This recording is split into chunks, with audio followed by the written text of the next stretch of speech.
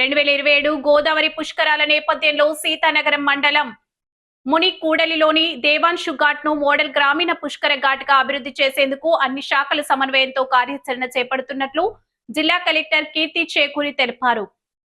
Joint collector Y Meghaswaroop, municipal commissioner Rahul Meena, non cadre SP ఏవి సుబ్బరాజు తదితర అధికారులతో కలిసి 2 గంటలకు పైగా క్షేత్రస్థాయిలో విస్తృతంగా పరిశీలించి దిశానిర్దేశం చేశారు. కీర్తి చేకూరి మాట్లాడుతూ 2027 రాజమహేంద్రవరం కేంద్రంగా జరిగే గోదావరి నది పుష్కరాల సందర్భంగా ఉత్తరాంధ్ర జిల్లాల నుండి వచ్చే యాత్రికులకు మునికూడలి ఘాట్ ప్రధాన కేంద్రంగా మారనుందని తెలిపారు.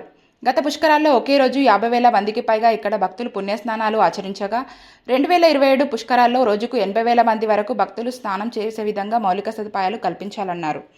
RDO R Sivaramudu, Pushkar special అధికారి Mahesh, irrigation SE G Srinivasarao, V Santhamani, SE K Tilak Kumar, K Lakshminarayana, MVI CH Sampath Kumar, డిఎస్పీలు, ట్రాఫిక్ డిఎస్పీ, వివిధ శాఖల అధికారులు, సిబ్బంది పాల్గొన్నారు. ఈ ఘాట్ కంట్రోల్ రూమ్ లో ఆన్లైన్ డిపార్ట్మెంట్స్ కూడా ఉంటారు మ్యామ్. ఈ ghat control room major integrated దానికి కనెక్ట్ అయి ఉండేది.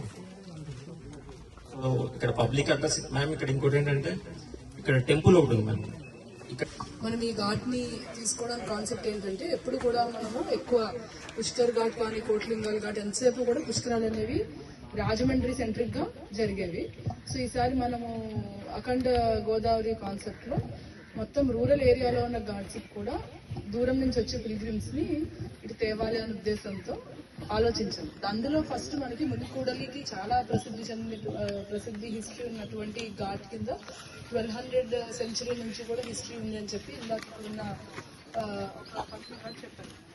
సో ఇప్పుడు ఆ హిస్టరీని కూడా మేము ఇందులో తీసి అసలు ఏముంది ఘాట్ యొక్క హిస్టరీ ఏంటి, కల్చర్ ఏంటి, మునికూడలి అంటే ఎవరెవరు వచ్చారు, ఏంటి, ఏ డైనాసిటీ ఎప్పుడు జరిగింది, ఇవన్నీ details we will take it out.